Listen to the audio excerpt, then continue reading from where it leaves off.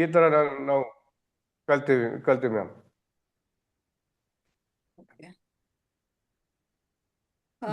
Next ಕೇಳಿ ಯಾರನ್ನಾದ್ರು. Next Ramesh ಅವರೇ, ನಿಮ್ಗೆ ಡಾಕ್ಟರ್ ಜಯಲಕ್ಷ್ಮಿ ಮೇಡಮ್ ಅವ್ರು ಮಾತಾಡಿದ ಬಗ್ಗೆ ನಿಮ್ಗೆ ಏನ್ ಅನ್ನಿಸ್ತು, ಮತ್ತೆ ನಿಮ್ಗೆ ಯಾವ ತರ ನಿಮ್ಮ ಅನಿಸಿಕೆ, ಓಕೆ, ಅಭಿಪ್ರಾಯ ಡಾಕ್ಟರ್ ಜಯಲಕ್ಷ್ಮಿ ಮೇಡಮ್ ಅವ್ರ ಬಗ್ಗೆ, ಅವ್ರ ಜೀವನದ ಅನುಭವ ಆಗ್ಲಿ ಅವ್ರದ್ದು ಇದಾಗ್ಲಿ ಹೇಳಿದ್ರು, ಹೇಗ ಅನ್ನಿಸ್ತು? ನಮಸ್ತೆ ಮೇಡಮ್. ಖಂಡಿತವಾಗಿನೂ ಅವರ ಒಂದು ಪ್ರಾಥಮಿಕ ಹಂತದಿಂದ ಅವರು ವಿಚಾರವಾಗಿ ಹೇಳ್ಬೇಕಂದ್ರೆ ಶಿಕ್ಷಣನೇ ಒಂದು ಡಿಫ್ರೆಂಟ್ ಆಗಿ ಎಲ್ಲಾ ವಿಚಾರದಲ್ಲಿ ಅವರು ಕಲಾವಿದರಾಗಿದ್ದಾರೆ ಅಂತ ಹೇಳ್ಬೋದು. ಯಾಕೆಂದ್ರೆ ಅವರು ಟೀಚರ್ ಆಗಿದ್ರು, ಆಮೇಲೆ ಓದುತ್ತಾನೆ ಸಂಸಾರಿಕ ಜೀವನದಲ್ಲಿ ಮುಖಾಂತರನೇ ಅವ್ರ ಮಕ್ಕಳು ಓದ್ತಾ ಇದ್ರು, ಇವರು MBA ಮಾಡೋ ಮುಖಾಂತರ ಹಾಗೆ PhD ಮಾಡ್ಕೊಂಡು, ಮತ್ತೆ ಅವರು ವಾರ್ತಾ ಇಲಾಖೆನಲ್ಲಿ ಅವ್ರದನ್ನ ನೋಡ್ಬೇಕು ಅಂತಂದ್ರೆ ಮೇಡಮ್, ಅವರು ವಾರ್ತಾ ಇಲಾಖೆನಲ್ಲಿ ನ್ಯೂಸ್ನ ಓದಬೇಕು ಅಂದ್ರೆ ಅವರ ಕಂಠನ ಏರು ಇಳಿತದಲ್ಲಿ ಯಾವ ರೀತಿ ಆ ಕಂಟೆಂಟ್ನ ಉಪಯೋಗಿಸ್ಕೋಬೇಕು ಅಂತೇಳಿ ಆ ರೀತಿಯಾಗಿ ಮಾತಾಡಬೇಕು ಅಂತ ನಾವು ಅವರಿಂದ ಕಲಿಬೇಕಾಗುತ್ತದೆ. ಹಾಗೆ ನಾವು ಅವರು ಇಷ್ಟು ಎಲ್ಲ ವಿಚಾರದಲ್ಲಿ ಅವರು ಕಲಾವಿದರ ರೀತಿಯಾಗಿ ಅವರು ಎಲ್ಲ ವಿಚಾರದಲ್ಲಿ ಬಂದಿದ್ದಾರೆ ಅಂತ ಹೇಳ್ಬೋದು. ವೇದಿಕೆಯಲ್ಲಿ ಮಾತಾಡಬೇಕು, ನಿರೂಪಿಸ್ಬೇಕು ಯಾವ ರೀತಿಯಾಗಿ ಅಂತೇಳಿ ಖಂಡಿತವಾಗಿ ನಾವು ಅವ್ರದ್ದು ಒಂದು ಎಕ್ಸಲೆಂಟ್ ಅಂತಲೇ ಹೇಳ್ಬೋದು. ಯಾಕೆಂದ್ರೆ ಅವರ ಒಂದು ವೃತ್ತಿ ಜೀವನದಲ್ಲಿ ಇನ್ನೂ ಕಲಿತಾ ಇದ್ದಾರೆ, ಇನ್ನೂ ಕಲಿಬೇಕು ಅಂತ ಅವ್ರಿಗೆ ಇದೆ ಅಂದಾಗ ಅವರು ನಿರಂತರವಾಗಿ ನಾವಿನ್ನೂ ಒಂದು ಅವ್ರನ್ನ ನೋಡಿ ಇನ್ನೂ ಸ್ಫೂರ್ತಿಯಾಗಿ ಖಂಡಿತವಾಗಿಯೂ ನಾವು ಕಲಿಬೇಕು, ನಾವು ನಿರಂತರವಾಗಿ ಅಂತ ಹೇಳ್ತಾ ಇದ್ದೀನಿ ಮೇಡಮ್. ಧನ್ಯವಾದ. ಚಲೋ ನಾರಾಯಣ ಸ್ವಾಮಿ ಅವರೇ, ನಿಮ್ಗೆ ಡಾಕ್ಟರ್ ಜಯಲಕ್ಷ್ಮಿ ಮೇಡಮ್ ಅವ್ರ ಬಗ್ಗೆ ಏನ್ ಅನ್ನಿಸ್ತು, ಮತ್ತೆ ಅವರು ಜೀವನದ ಇದೆಲ್ಲ ಹೇಳ್ಕೊಂಡ್ರು, ಮತ್ತೆ ಅವ್ರ ಬಗ್ಗೆ ಹೇಗ ಅನ್ನಿಸ್ತು ನಿಮ್ಗೆ? ಆಕ್ಚುಲಿ ಮೇಡಮ್ ಎಜುಕೇಶನ್ ಮಾಡಿರೋದೆಲ್ಲ ಕೇಳಿ ತುಂಬಾ ಸಂತೋಷ ಆಯ್ತು.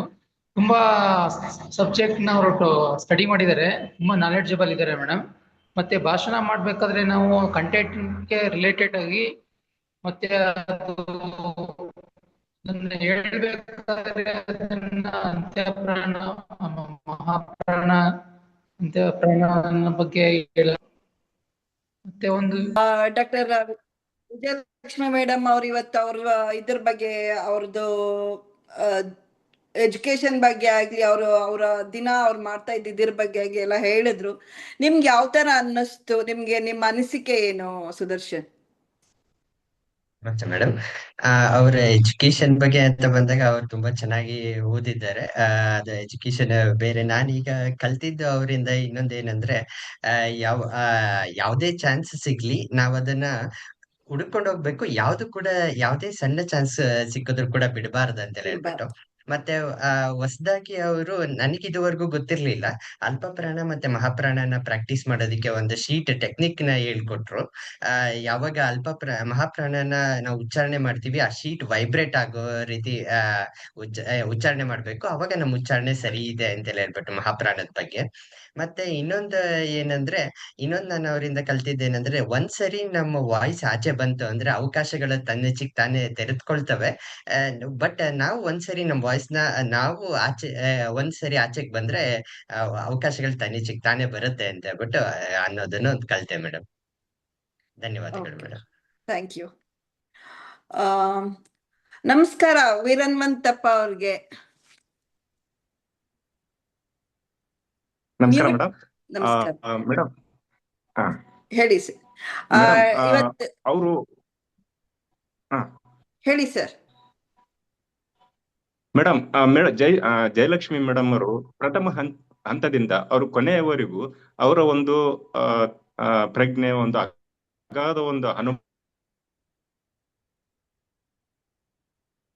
ಅನುಭವ ಇದೆಯಲ್ಲ, ಅದು ತುಂಬಾ ಅದ್ಭುತವಾಗಿತ್ತು. ನಾವು ನಮಗೆ ಗೊತ್ತಿಲ್ಲದೆ ಇನ್ನೂ ಒಂದು ಸ್ಟೆಪ್ ಹೆಜ್ಜೆಯನ್ನ ಅಪ್ವರ್ಡ್ ನಾವು ತಗೊಂಡೋಗ್ತಿತ್ತು ಅಂತ ನನಗೆ ಅನಿಸ್ತಾ ಇತ್ತು.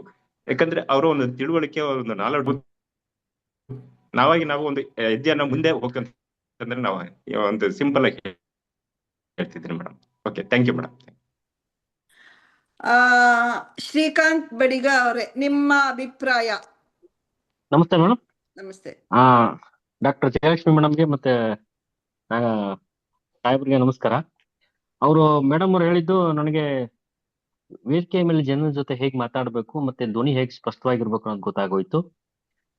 ಅದಾದ್ಮೇಲೆ ಆ ಒಂದು ವಿಷಯದ ಬಗ್ಗೆ ನಾವು ನಾಲೆಜ್ ಬೆಳೆಸ್ಕೊಂಡೆ ನಾವು ಮಾತಾಡ್ಬೇಕು ಅನ್ನೋದು ಗೊತ್ತಾಗೋಯ್ತು. ಆ ವಿಷಯ ತಿಳ್ಕೊಂಡೆ ನಾವು ಮಾತಾಡ್ಬೇಕು ಮತ್ತೆ ಸಮಯ ಪ್ರಜ್ಞೆ ನಮ್ಗೆ ಇರ್ಬೇಕು ಅಂತ ಗೊತ್ತಾಯ್ತು ಮೇಡಮ್. Thank you.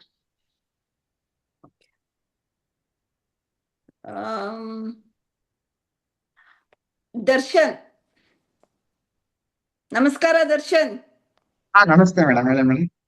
ಹ್ಮ್ ನಿಮ್ಮ ಅಭಿಪ್ರಾಯ ಏನು ಡಾಕ್ಟರ್ ಜಯಲಕ್ಷ್ಮಿ ಮೇಡಮ್ ಅವ್ರ ಬಗ್ಗೆ, ನಿಮ್ಮ ಅನಿಸಿಕೆ? ನಾನು ಅದು ಮೇಡಮ್ ಹೇಳ್ತಿರೋದು ಗಮನಿಸಿದಾಗ ಅವರು ಒಂದು ಗುರಿ ಇಟ್ಕೊಂಡು ಅದ್ರ ಕಡೆ ಎಷ್ಟು ಶ್ರಮ ಹಾಕಿ ರೀಚ್ ಆಗೋವರೆಗೂ ಪ್ರಯತ್ನ ಪಡ್ತಿದ್ರು. ಮತ್ತೆ ಇನ್ನೊಂದ್ ಏನಂದ್ರೆ ಒಂದು ಕ್ಷೇತ್ರ ಅಲ್ಲ, ಎಲ್ಲಾ ಕ್ಷೇತ್ರದಲ್ಲೂ ಆಸಕ್ತಿ ತುಂಬಾ ಬೆಳೆಸ್ಕೊಂಡಿದ್ದಾರೆ. ಬರೀ ನಾವು ಒಂದು ಕ್ಷೇತ್ರಕ್ಕೆ ಸೀಮಿತ ಇರ್ತೀವಿ, ಅದನ್ನ ಇದ ಮಾಡ್ತೀವಿ. ಬಟ್ ಅವರೆಲ್ಲ ಓವರ್ ಆಲ್ ಎಲ್ಲಾನು ತಗೊಂಡು ಅದನ್ನ ಸಾಧಿಸಿದಾರಲ್ಲ, ತುಂಬಾ ಖುಷಿ ಆಯ್ತು ನನಗೆ. ಖಂಡಿತ. ಓಕೆ, ನಮಸ್ಕಾರ. ನವೀನ್ ಕುಮಾರ್ ಅವರೇ. ಹಾ ಮೇಡಮ್, ನಮಸ್ತೆ. ಮತ್ತೆ ನಮಸ್ತೆ. ಅವ್ರ ಮಾತುಗಳು ಕೇಳ್ತಾ ಇದ್ರೆ, ಅಂದ್ರೆ ಅವ್ರ ಎನರ್ಜಿ ಅಥವಾ ಅವರ ಖುಷಿ ಅದೆಲ್ಲ ನೋಡ್ತಾ ಇದ್ರೆ ಮೇಡಮ್, ಅವರ ಆಲೋಚನೆಗಳಲ್ಲಿ ಮತ್ತೆ ಅವರ ಪ್ರಯತ್ನದಲ್ಲಿ ಈ ಹಿಂದೆ ಅವ್ರು ಬಂದಂತ ಎಲ್ಲಾ ದಾರಿಗಳಲ್ಲೂ ಕೂಡ ಅವ್ರು ಫುಲ್ ಎನರ್ಜೆಟಿಕ್ ಆಗಿ ಮತ್ತೆ ಫುಲ್ ಖುಷಿಯಿಂದ ಕೆಲಸ ಮಾಡಿದಾರೆ ಮೇಡಮ್. ಈಗ ಬೇರೆಯವ್ರಿಗೆ ಯಾಕೆ ಆಗಲ್ಲ ಅಂತಂದ್ರೆ, ಯೋಚನೆ ಮಾಡೋ ರೀತಿಲೇನೆ ಅವರು ತುಂಬಾ ಕಷ್ಟ ಪಡ್ತಿರ್ತಾರೆ. ಅಂದ್ರೆ ಅವ್ರ ಯೋಚನೆಲೇ ತುಂಬಾ ಕಷ್ಟ ಇದ್ಬಿಡುತ್ತೆ. ಸೊ ಹಂಗಾಗಿ ಆ ಯೋಚನೆಗಳೇ ಕಷ್ಟವಾಗಿದ್ದಾಗ ಅದು ಕಾರ್ಯರೂಪಕ್ಕೆ ತರೋದು ತುಂಬಾ ಕಷ್ಟ ಆಗುತ್ತೆ. ಬಟ್ ಆದ್ರೆ ಇವ್ರ ಹಂಗಲ್ಲ, ಇವ್ರ ಆಲೋಚನೆಗಳಾಗಿರ್ಬೋದು, ವರ್ಕ್ಗಳಾಗಿರ್ಬೋದು, ಎಲ್ಲಾನು ಕೂಡ ತುಂಬಾ ಎನರ್ಜಿಯಿಂದ ತುಂಬಾ ಖುಷಿಯಿಂದ ಕೆಲಸ ಮಾಡಿದ್ದಾರೆ ಮೇಡಮ್. ಹಂಗಾಗಿ ಪ್ರತಿಯೊಂದು ಸಾಧ್ಯ ಆಗಿದೆ.